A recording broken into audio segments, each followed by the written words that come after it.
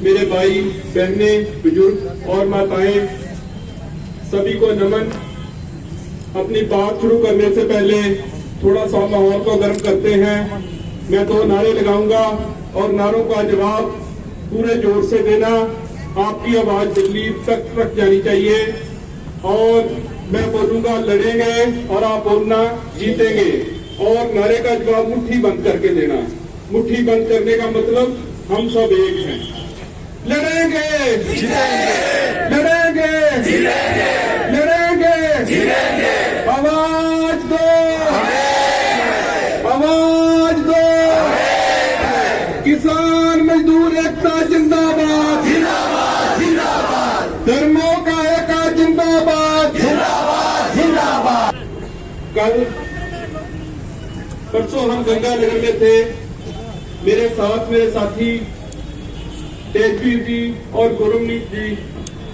तो वहां से हम बाय रोड सिर्फ आपके प्रोग्राम के लिए वहां से आए। हमें सरकार की नीयत पर पहले ही शक था कि जय हमारे इस प्रोग्राम को कैंसिल करने की पूरी कोशिश करेगी। इसीलिए हमने बाय रोड गाड़ी पर करीबन 1500 से 2000 किलोमीटर का सफर तय किया। बड़े स्तर पर चल रही है और मैं बहुत खुश हूं यहां आकर कि महाराष्ट्र में भी हमारी मूवमेंट ने धीरे धीरे धीरे धीरे बहुत बड़ा जोर पकड़ लिया। और इस संघर्ष की पवित्रता मैं अपने युवा भाइयों को समझाना चाहूंगा कि जब भी कोई संघर्ष जिसने युग बदलना होता है, जिसने समय बदलना होता है, जिसने सिस्टम को चेंज करना होता है, वो कभी 1, 2, 3 महीने में खत्म नहीं हुआ करता। आपने 70-75 साल की गुलामी को, उसकी जंजीरों को तोड़ना है और जिस सिस्टम ने वो जंजीरें डाल रखी है वो इतनी जल्दी से हमें वो जंजीरें खोलने नहीं देंगे। सभी आतंकवादियों और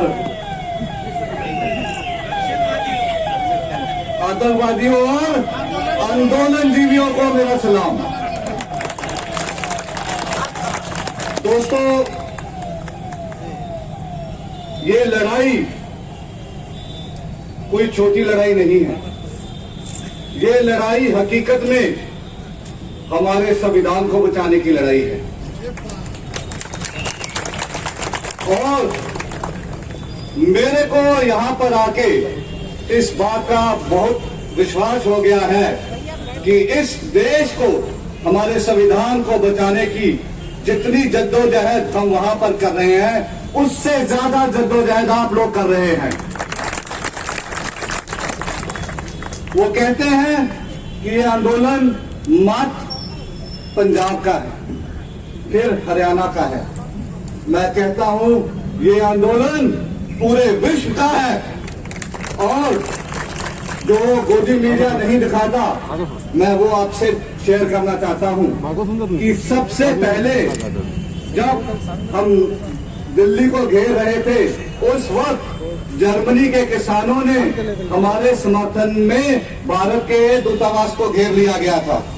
तो ये वहां पर भी हमको समर्थन मिल रहा है और पूरे विश्व में हमको समर्थन मिल रहा है। और हम इसको शांतिमय तरीके से लेकर जाना चाहते हैं, लेकिन सरकार ये नहीं चाहती, क्योंकि उनको पता है कि ये जो आंदोलन है शांतिमय आंदोलन है, इसने तो अंग्रेजों को भगा दिया, तो ये किस खेत की मूली है। दोस्तों, एक बात और कहूंगा कि महात्मा गांधी ने नारा दिया था, डरो मत, और आप भी डरो मत। हम अपने संविधान के द्वारा दिए गए जो भी हमको अधिकार हैं, हम उसके बीच में रहते हुए अपना आंदोलन जारी रखेंगे। और दूसरा, आप सभी को मालूम होगा कि पंजाब, हरियाणा, राजस्थान और यूपी, उत्तराखंड के कुछ जिलों में जहां पर हमारा किसानों का संगठन मजबूत है, जैसा मुझको वर्धा में देखने को मिल रहा है, मैं बहुत आभारी हूं, इतने लोग धूप में बैठे हैं, वहां पर हमने टोल फ्री करवा रखे हैं। और अभी मंच पे पता चला कि 40 से ज्यादा संगठन यहां पर मौजूद हैं, संगठनों के 40 के करीब हैं। तो महात्मा गांधी ने एक मूवमेंट चलाई थी नॉन कॉपरेशन, असहयोग। तो आप भी जहां जहां पर मन बनता है, ये नेशनल हाईवे पर जो टोल है उनको फ्री कराने की कोशिश करिए और संकेत दीजिए कि हम भारतीय हैं, ये हमारा देश है। अगर हमारे देश में सड़कों पर चलने के लिए हमको ही पैसे देने पड़े तो हम आजाद हैं कि गुलाम हैं? अरे जुल्म करेंगे सत्ता के हथियारों से, चप्पा चप्पा दूर रहेगा इनकलाब की नारों से। अरे जुल्म करेंगे सत्ता के हथियारों से, चप्पा चप्पा गूंज उठेगा इनकलाब के नारों से। दोस्तों, ये वो सरकार है, सरकार तो बाद में, ये वो विचारधारा है जिसने भारत की आजादी में कोई कंट्रीब्यूशन नहीं दिया, कोई योगदान नहीं दिया और आज हमारा इतिहास बदलना चाहते हैं। एक व्यक्ति जिसने माफीनामे दे दिए, माफी मांग ली, उसको वीर का दर्जा दिया जा रहा है। और एक महात्मा जिसने अपनी जान की कुर्बानी दे दी, उसको इन्हीं के लोग गोली मार रहे हैं।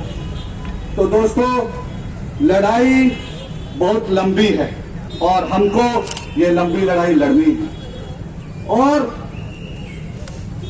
कोरोना की बात हुई और मेरे से पहले प्रवक्ताओं ने बताया कि कैसे कोरोना का बहाना देकर सरकार ने इसको टामाटाल करने की कोशिश की। मेरी बात हुई तेजवीर जी से 25 नवंबर को। मैंने पूछा, भाई कैसे करेंगे? तो इन्होंने बोला कि भाई ऐसा है, पंजाब के लोग हरियाणा में घुस जाए, दिल्ली तक हम लेकर जाएंगे। और इतिहास गवाह है, आज दिल्ली को हमने चारों तरफ से घेर रखा है।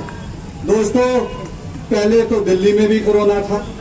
हम जिस दिन से वहां बैठे हैं, आप मानेंगे नहीं, हमारे 250 के करीब लोग शहीद हो गए, लेकिन हमारे वहां पर एक भी कोरोना का केस नहीं आया है।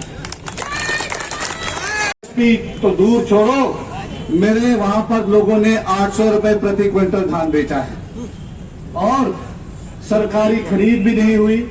और मेरे बगल वाले जिले में धान बेचने गए तो ये कहते हैं 1 कंट्री 1 मार्केट। तो दूसरे स्टेट में छोड़ो, इन्होंने दूसरे जिले में भी हमारे को अपनी फसल बेचने दी। तो ये सरकार जुमलाबाजी की सरकार है।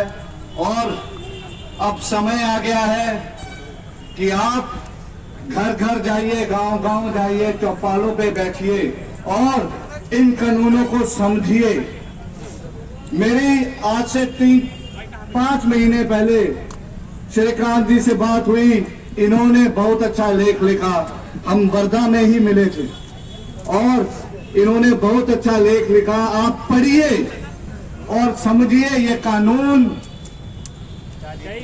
कैसे किसानों के लिए खतरनाक है। दोस्तों, ये पूछते हैं इसमें काला क्या है, और यदि आप इन कानूनों को सरल भाषा में पढ़ लेंगे तो आपको समझ आ जाएगी ये इसमें काला नहीं, ये कानून ही काले हैं। ये कानून किसानों के लिए नहीं, ये इनके व्यापारियों और पूंजीपति मित्रों के लिए बनाए गए हैं। सो आपसे अनुरोध है कि सरल भाषा में आप इसको लीजिए, कहीं से भी अगर मिलता है, अगर नहीं मिलता तो हम 10,000 कॉपी आपकी कमेटी के पास हिंदी में और मराठी में ट्रांसलेट करके भिजवा देंगे। आप इसको गांव गांव लेकर जाइए और समझाइए और याद रखिए, ये वही लोग हैं जिन्होंने महात्मा की आवाज बंद की थी और आज ये हमारी आवाज बंद करना चाहते हैं, लेकिन हम अपनी आवाज बंद नहीं होने देंगे। सो आखिर में बस इतना कहूंगा कि बहुत फख्र महसूस होता है जब पंजाब से, हरियाणा से और उत्तर प्रदेश से चलकर आते हैं और आप लोगों का हौसला देखते हैं। संसार के अंदर मैसेज आ रहा है कि आंदोलन कोई सिख, हिंदू, मुस्लिम, सिख, ईसाई नहीं, किसान आंदोलन लड़ रहा है, सर्व शेतीकारी आंदोलन लड़ रहा है और ये किसान मजदूर की लड़ाई है। मैं आपको वादा करता हूं, अगर आंदोलन हम जीते और एमएसपी आपने ली तो मोदी का वो झूठा वादा कि आंदोलन ये कोई सरकारी नहीं या कोई उत्तरी पार्टी नहीं, आपको एमएसपी मिलेगा। मैं आपको नतमस्तक होकर वादा करके जाता हूं कि विदर्भ में अगर एमएसपी मिलता है तो कोई आत्महत्या किसान नहीं करेगा। लेकिन अभी आंदोलन की जो है, मेरे से बोलते हुए पहले प्रवक्ताओं ने आपको बहुत अच्छे से बताया, आपके पास बहुत अच्छी टीम है, श्रीकांत जी हैं, संदीप जी हैं, हमारे बल साहब बैठे हैं पीछे। अगर आपको किसी भी चीज की जरूरत हुई, कहीं पे भी लंगर लगाना हुआ, कहीं पर भी आपको कोई भी दिक्कत आती है, आप बल साहब को मिल सकते हो। सरपंच साहब गुल्लू टिल्लो जी बैठे हैं हमारे साथ। आपको पूरे महाराष्ट्र में सभी तरह का सहयोग हमारी तरफ से दिया जाएगा। लेकिन मैं आपसे एक बात कहता हूं, आंदोलन लड़ने का एक तरीका है जो हम लड़ रहे हैं, आप भी बेहतर तरीके से आंदोलन लड़ते हो। आपने ऐसा करना, जैसे आज आप आए हो ना सभी, ये शहरी लोगों को बताना है कि किसान जैसे तैसे अपना गुजारा कर लेगा, वो नमक के साथ रोटी खा लेगा, लेकिन पिज्जा और बर्गर इंटरनेट से डाउनलोड नहीं होते। उनको बताना है कि हमारा आलू 4 रुपए खरीद कर आपको 40 रुपए कौन बेचता है। उनको बताना है हमारा प्याज नासिक में सड़कों पर घेरा जाता है, लेकिन जब उसकी स्टोर व्यवस्था हो जाती है तो वो आपको 200 रुपए 100 रुपए किलो खरीदना पड़ता है। और इस निकम्मी सरकार ने, इस बेवकूफ सरकार ने, इस बहुत ही जालम पार्टी बीजेपी जिसे हम बोलते हैं, बहुत ही झूठी पार्टी, पता नहीं कितने नाम होंगे इसके।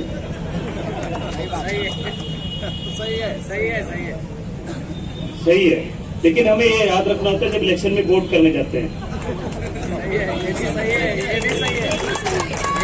मैं आपको बता देता हूं, सही है। एक और भी बात है, जब हम भैंस खरीदते हैं तो देखते हैं कौन सी नस्ल की कितना दूध देती है।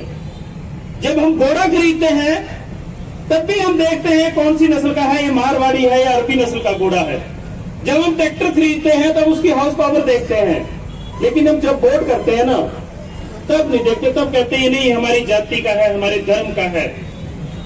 आपको ये बात भी सीखनी होगी इसके साथ। बातें बहुत सी है, मैं आपसे करना चाहता हूं, लेकिन आपने एक तरीका अपनाना है, आपने ड्यूटी लगानी है अपने गांव के अंदर। जैसे इन्होंने इंटरनेट बंद कर दिया था ना, आपको वो तरीके याद करने होंगे। आपको तो ज्यादा पता होना चाहिए कि जब इंटरनेट नहीं होता था तब भी आंदोलन होते थे और उनको कोई लीडरशिप नहीं लगती थी, आम नागरिक, आम देश का नागरिक लगता था। आपने अपने अपने गांव के अंदर, मंदिर के अंदर, मस्जिद के अंदर अनाउंसमेंट करवानी है कि आज विदर्भ के अंदर या पुणे के अंदर रेल रोको प्रोग्राम है जो संयुक्त किसान मोर्चे ने दिल्ली से दिया है। आपको वहां जाने की जरूरत नहीं है, अगर जा सकते हो तो अच्छी बात है। वहां पे 10 लाख की भीड़ बैठी है, वहां पे किसान जाग चुका है, कोरोना भाग चुका है, और यहां आज किसान जाग चुका है, कोरोना भाग जाएगा कल तक। लेकिन आपने क्या करना है, अपने गांव से 5-5 आदमी की ड्यूटी लगानी है कि वो 5 आदमी जाएंगे, उनकी गाड़ी में आपने उनके ट्रैक्टर पर तेल डलवाने का, अपने गांव से पैसे इकट्ठे कर उनको भेजने का इंतजाम करना है। अगर आप ऐसे करेंगे तो आपका खर्चा कम होगा। आंदोलन 1 साल चलना है, 2 साल चलना है, क्योंकि फसल के साथ नस्ल की भी लड़ाई है। अब जैसे नारा लगता है ना, मोदी तेरी कमर खुदेगी, आज नहीं तो कल खुदेगी। ये मोदी की कबर नहीं, उन राजनीतिक दलों की जिन्होंने हमें प्रताड़ित किया 70 साल से, जिन्होंने हमारे संविधान के अनुसार हमें हक नहीं दिए, ये उनकी भी कबर खोती जा रही है।